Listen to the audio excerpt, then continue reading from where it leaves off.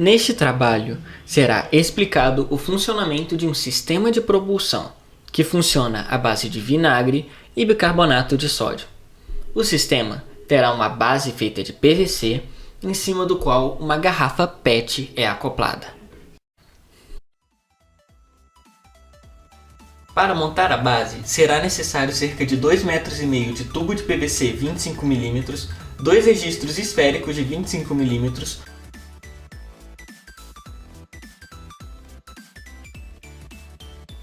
8 cotovelos de 25 mm,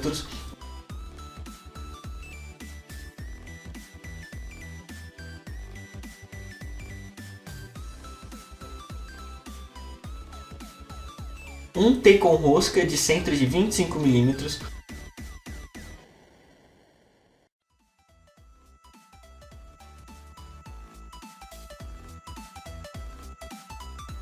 quatro T's sem rosca de 25 mm,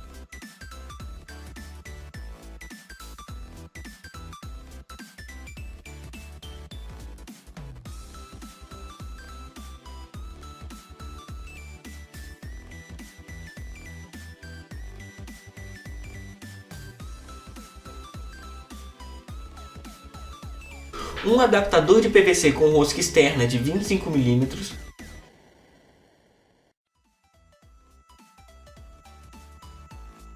duas buchas de redução de 50 mm para 25 mm, 50 cm de cano de PVC de 50 mm e uma abraçadeira de aço.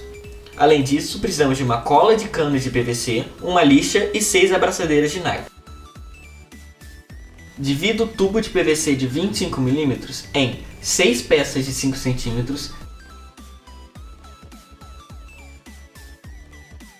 6 peças de 15 cm, 3 peças de 30 cm e uma peça de 25 cm.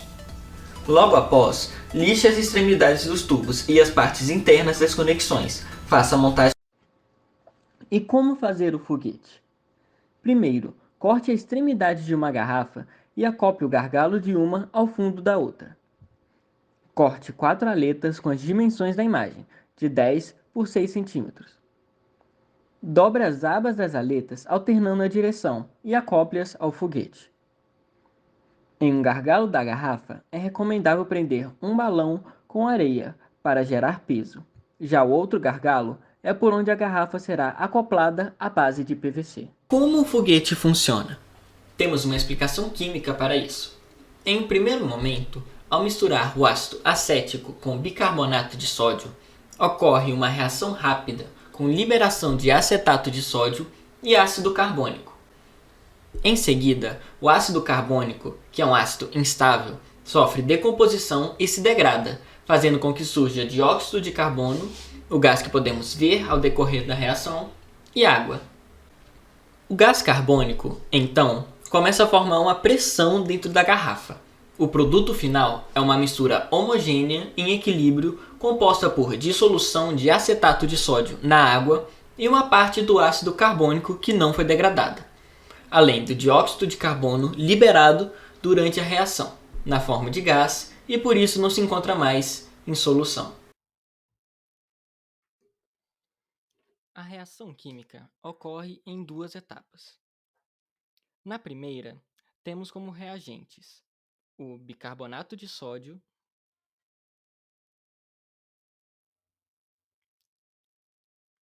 que reage com ácido acético.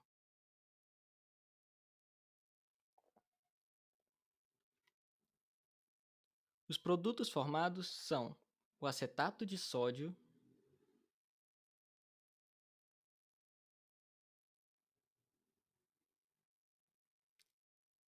mais o ácido carbônico.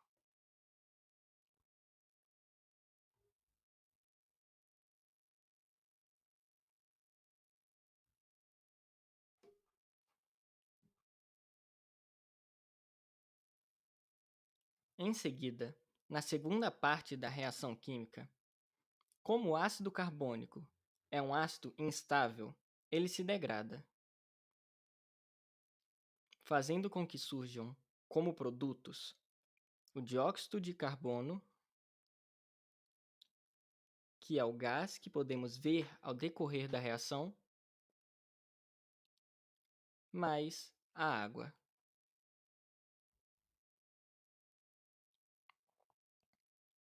Ao misturar o vinagre, que é composto por ácido acético e água com bicarbonato de sódio, ocorre uma reação rápida com liberação de gás. Ao misturar um líquido e um sólido, acabamos formando um gás, e, como corpos na forma gasosa ocupam muito mais espaço do que em sua forma líquida, pressão começa a se formar dentro da garrafa. O produto final é uma mistura homogênea em equilíbrio, composta por dissolução de acetato de sódio na água e uma parte de ácido carbono que não foi degradada. Lembrando que uma reação é endotérmica quando ocorre a absorção de energia e exotérmica quando ocorre a liberação de energia. Sendo assim, com a análise do experimento, podemos concluir que a reação é endotérmica, pois houve absorção de energia e também pelo fato que a variação da entalpia ser maior que zero. Entalpia é a medida da quantidade de energia em um material, em que, se sua variação for positiva, nos indica que a reação absorveu energia. Já se for negativa, a reação liberou energia. Ao mensurar a entalpia dos reagentes, temos que ΔH é igual à entalpia dos produtos menos a entalpia dos reagentes. Uma dúvida que pode surgir é: vinagre evaporou ou não?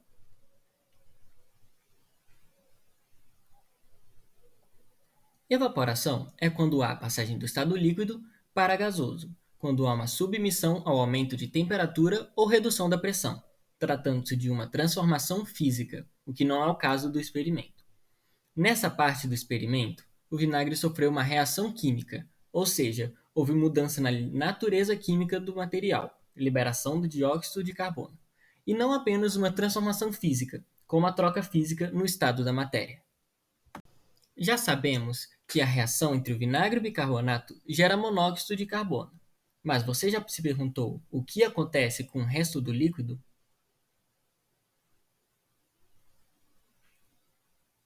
O que sobra da reação é H2O, que, em conjunto com a velocidade em concordância da segunda lei de Newton, contribui para aumentar o alcance do projétil quando a garrafa expelir o líquido.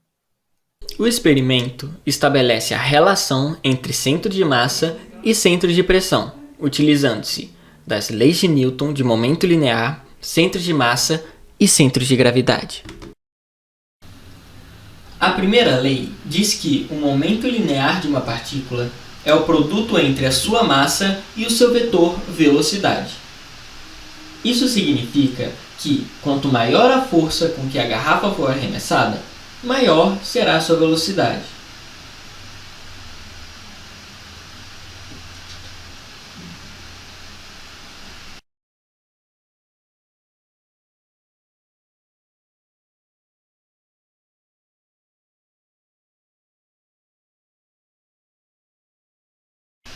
A força gerada com o aumento de pressão, que se dá pela liberação de monóxido de carbono da reação entre o vinagre e o bicarbonato, é suficiente para arremessar o foguete com grande velocidade e, consequentemente, alcançando maior distância.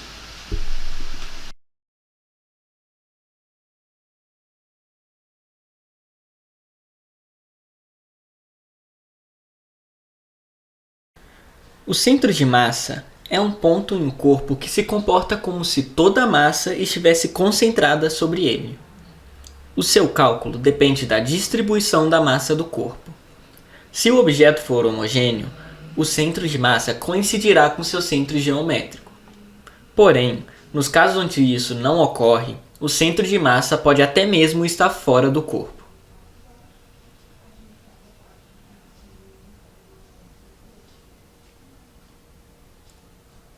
Já o centro de gravidade é o ponto onde podemos considerar o peso total do corpo. O centro de gravidade de um anel, por exemplo, seria na parte do meio, onde não há material.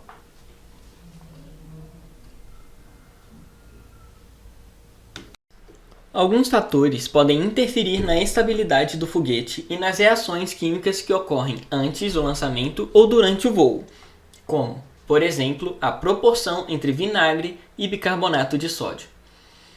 Se for colocada uma quantidade maior de bicarbonato do que o vinagre pode diluir, a solução fica como corpo de fundo, todo o soluto que não foi diluído.